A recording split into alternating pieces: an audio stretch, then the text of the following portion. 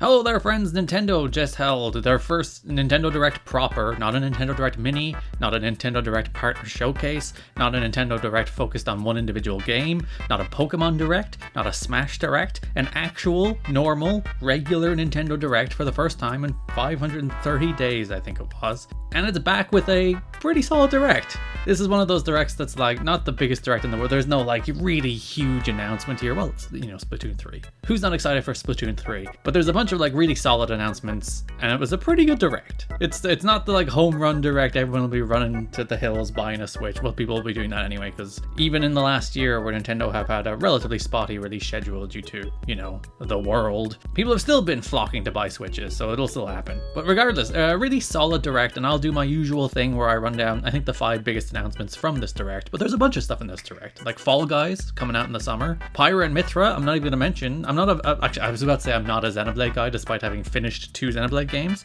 but nonetheless, they're a cool addition. It's nice to have more female representation in Smash and more Xenoblade representation in Smash. And Xenoblade 2 has like the best music you will ever hear in your... That's like legitimately the biggest reason I'm excited for Pyra and Mythra and Smash is these Xenoblade 2 remixes.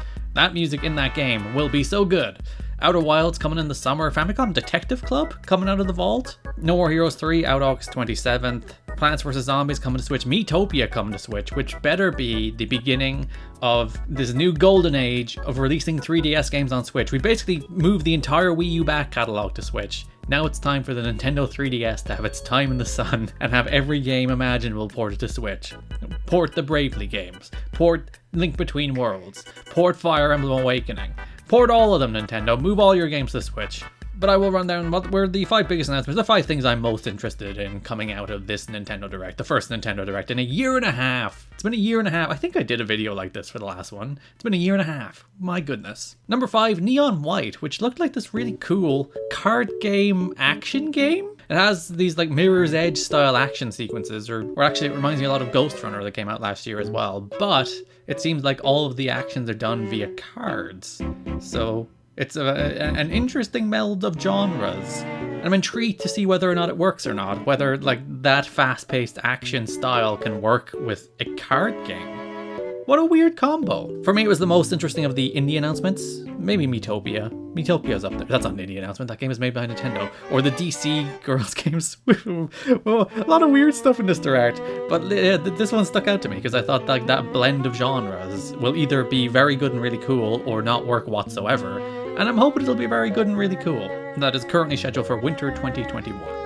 Number 4, we've only had Mario Tennis games on Nintendo consoles lately. We had Ultra Smash on Wii U, we've had Mario Tennis Aces on Switch already, but now we're getting Mario Golf. Mario Golf Super Rush will be releasing on Nintendo Switch on June 25th. The coolest part of which, it's a Mario Golf game. You play as Mario Golf, there's a story mode which is quite cool. There was a story mode in Tennis Aces as well, so I assume it'll be relatively similar to that story mode. But the coolest part looked like Speed Golf, which is basically you play golf in real time with multiple players. There's power-ups where you run to your ball after you tee off. It looked like a really cool, like, moderate innovation on the golf format. And it's just nice that they're moving beyond tennis, because the console versions of the sports games have been really gotten bogged down in tennis.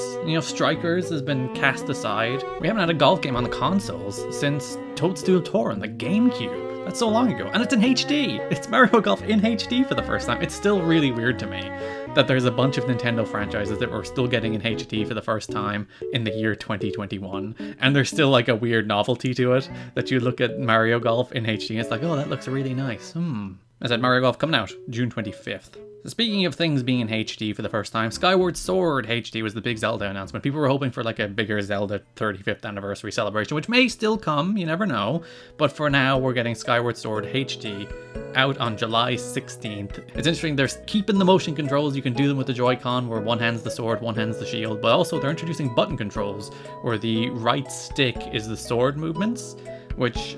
I'll see how that works in practice. Hopefully it'll work pretty nicely, otherwise that game will be a bit of a disaster. But at least, you can mirror the original experience on the Wii with what the Joy-Con can do. Hopefully the button controls work, because like I played about 10 hours of Skyward Sword twice. Both times I bounced off it because I was one of those people who's like, the motion controls are a bit much. They're just not the most intuitive in the world.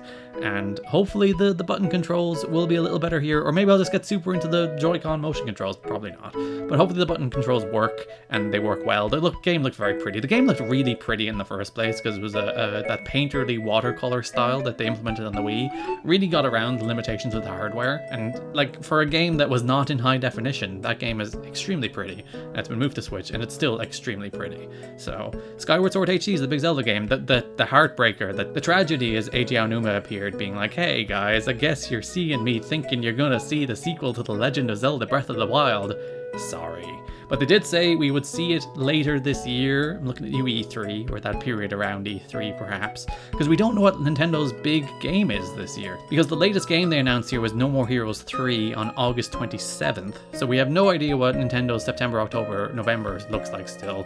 I'd imagine there's a big Pokemon game in there. We have Pokemon Snap coming out at the end of April, but we'll probably get a Pokemon Direct next week. I'd be nearly certain we'll get a Pokemon Direct next week. But maybe Breath of the Wild 2 is this year? But either way, we won't hear about it until later this year. We'll have to do with Skyward Sword until July. Number 2, Project Triangle Strategy, which you gotta love Square in their names, because the thing that happened with Project Octopath Traveler will nearly certainly happen again. We'll be like, Octopath Traveler, what the hell is that?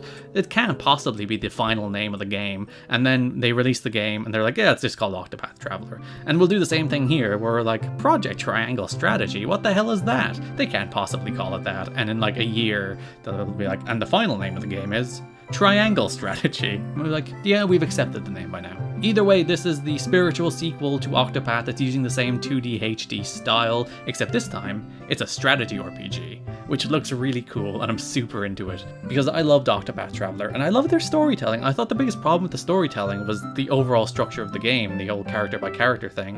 Whereas, if you just told good stories, like they had in the game, without the choice, or less of the choice, or change the way the choice works, I guess, I think Octopath Traveler would have really soared. I think it soared anyway, because it looked beautiful and sounded beautiful, and I'm here for more strategy RPGs. There's not enough strategy RPGs in the world, especially ones that don't look this pretty.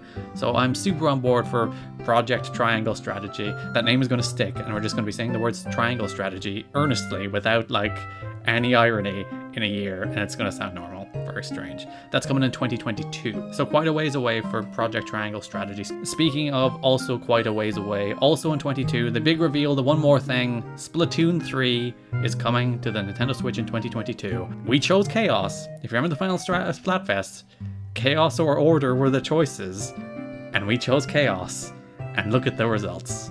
We're stuck in a post-apocalyptic Splatoon world, or it looks really cool. I'm super on board. There's bows and hammers. There's all kinds of new weapons, so it looks like we're moving increasingly out of just the shooter space and into the melee space, which, kind of happens, because the roller is not exclusively a traditional shooter weapon, neither is the bucket. So that's already kind of happened in Splatoon, and we're increasingly moving into that kind of area. They seem to completely reframed the world, because the way they start, they fly up into the air on two sides and go flying down. It looks really cool. I hope it's a real evolution of Splatoon, because I really like Splatoon 2. I think the Salmon Rush Horde mode is super underrated and really fun. The Octo expansion DLC, tremendous. But the core game is still just a moderate evolution on the original Splatoon, and I'm hoping this pushes that further and beyond. Splatoon 3, coming 2022. Big fan of Splatoon, all of the woomies, all of the booyahs. Yeah, I think, as I said, I wouldn't say middle of the road direct. I think it's slightly better than that. I think this is a good, solid direct. You can't really give out. We've been in a direct drought for so god darn long. Oh, by the way, I forgot to mention, there's a Project Triangle Strategy demo out today, which I will be playing immediately after I finish uploading this. Very excited for that. So if you want to try Triangle Strategy and give them feedback eventually, that demo's out today. But as I was saying, solid direct. Like a good B plus-ish. Thumbs up. Some exciting stuff coming out, and it's very much, as I said, focused on the first half of this year. They weren't lying about that. Fair enough, there's a couple of 2022 reveals in there, but the rest of this year going up until August, you have Bravely Default 2, you have No More Heroes, you have Pokemon Snap, you have Skyward Sword HD, you have Miitopia, you have Mario Golf, you have Plants vs Zombies if you want that too, you have Famicom Detective Club. So there's a lot of stuff coming. I think the release calendar from now until July is actually pretty full. There's at least one pretty darn big game every month, so it's an exciting time to be a Switch owner if you're into those games. God, it's been a while since I've done one of these on a direct. Good God. Hopefully we won't have to wait another year and a half until the next one. Thank you so much for watching. If you enjoyed this video, leave a like, throw a subscribe. Wouldn't hurt. On your left, my retrospective review of Super Mario Galaxy 2. On your right, my retrospective review of Final Fantasy VII. Thanks for watching, and bye-bye.